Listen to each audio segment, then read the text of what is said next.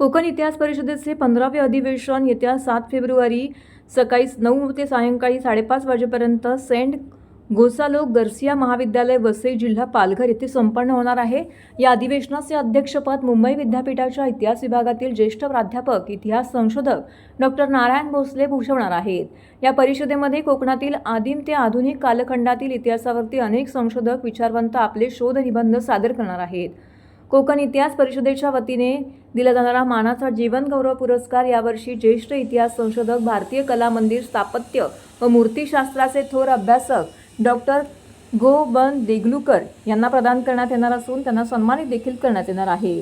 तर 1 जानेवारी 2025 ते 31 डिसेंबर 2025 या वर्षामध्ये प्रसिद्ध झालेल्या कोकणवरील संशोधन ग्रंथाला पुरस्कार देण्यात येणार आहे। शिवाय मागील वर्षाच्या उत्कृष्ट शोध निबंधाला पुरस्कार देण्यात येईल।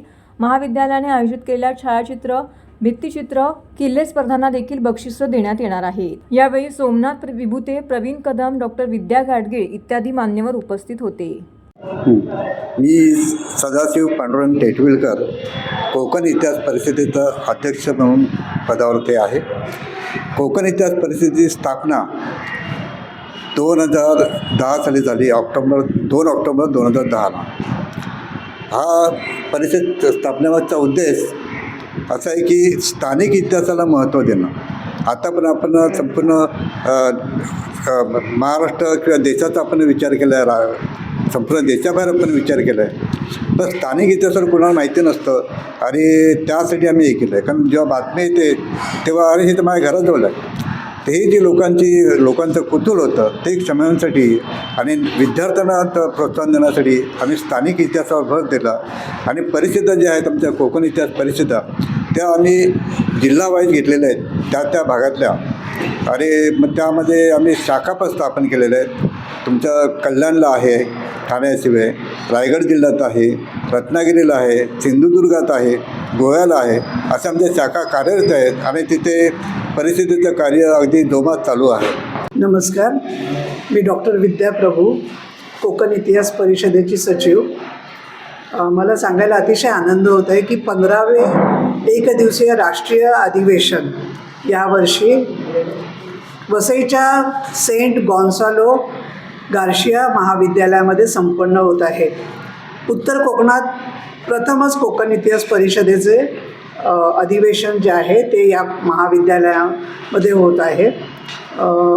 येथे अनेक संशोधक, विचारवंत आपले विचार मांडतील आणि सांगायला अतिशय आनंद होत आहे की जी. देगलूरकर यांना कोकण इतिहास परिषदेतर्फे दिला जाणारा मानाचा जीवन गौरव पुरस्कार जो आहे तो बहाल करण्यात येईल। परिषदेचे की नोट जे आहे, अध्यक्षपद जे आहे ते आम्ही डॉक्टर नारायण भोसले यांना दिलेलं आहे आणि ते आपलं की नोट भाषण जे आहे ते तिथे सांगतील आणि सर्व विचारवंतांना मार्गदर्शन करतील। नमस्कार, मी प्रवीण कदम, कोकण इतिहास परिषदेचा कार्यकारिणी सदस्य। 2 ऑक्टोबर 2010 साली श्री दाऊद दळवी यांच्या अध्यक्षतेखाली कोकण इतिहास परिषद स्थापन झाली आणि तिचा मुख्य उद्देश हा स्थानिक इतिहास त्याला चालना देण्याचा होता। आणि त्यामुळे आम्ही गेल्या 15 वर्षामध्ये अनेक संशोधनांना आपलं व्यासपीठ दिलेलं आहे। आणि आज तुम्हाला सगळ्यांना सांगण्यासाठी अभिमान वाटतो की 2012 साली ठाण्यामध्ये भंगारामध्ये आपल्याला चित्तराज नावाच्या शिलाहार राजाचा ताम्रपट सापडला होता। ती कोकण इतिहास परिषदेची उपलब्धी होती आणि त्यानंतरसुद्धा अनेक संशोधन असं परिषदेच्या माध्यमातून झालेलं आहे। तसंच आत्ता यावर्षी मी स्वतः पन्हाळे काजी या ठिकाणी एक शिलालेख शोधलेला आहे आणि हा शिलालेख मराठी भाषेमधला आद्य शिलालेख ठरण्याची दाट शक्यता आहे। कारण आत्तापर्यंत सापडलेल्या शिलालेखांपैकी सर्वात प्राचीन शिलालेख हा अलिबागला आहे आणि अलिबागचा शिलालेख हा ज्या काळातील आहे त्याच काळातील हा शिलालेख आता सापडलेला आहे। परंतु अलिबागच्या शिलालेखावरील अक्षरे ही पुसट झाल्यामुळे ती आता अजिबात दिसत नाहीत। त्यामुळे आता नव्याने पन्हाळे काजीला शोधलेल्या या शिलालेखाचं महत्त्व फार मोठं आहे। आणि आजच्या या परिषदेच्या निमित्ताने मी जाहीर करू इच्छितो की या शिलालेखाचं वाचनसुद्धा झालेलं आहे। मी प्राचार्य डॉक्टर सोमनाथ विभूते, संत गोन्सालो गार्सिया कला आणि वाणिज्य महाविद्यालय वसई जिल्हा पालघर। सर्वप्रथम मी कोकण इतिहास परिषद यांचे मनपूर्वक आभार व्यक्त करीत आहे की त्यांनी या परिषदेचे 15वे राष्ट्रीय अधिवेशन आमच्या महाविद्यालयात आयोजित करण्याची आम्हाला परवानगी दिलेली आहे. वसई हे असं ठिकाण आहे की ज्या ठिकाणी सागरी, नागरी आणि डोंगरी प्रदेश, भौगोलिक प्रदेश आपल्याला आढळून येतो. केवळ एवढंच नव्हे तर एक मोठं ऐतिहासिक महत्त्व असणारं हे शहर आहे आणि या ठिकाणी आमच्या महाविद्यालयाला अलीकडेच 41 वर्ष पूर्ण झालेली आहेत.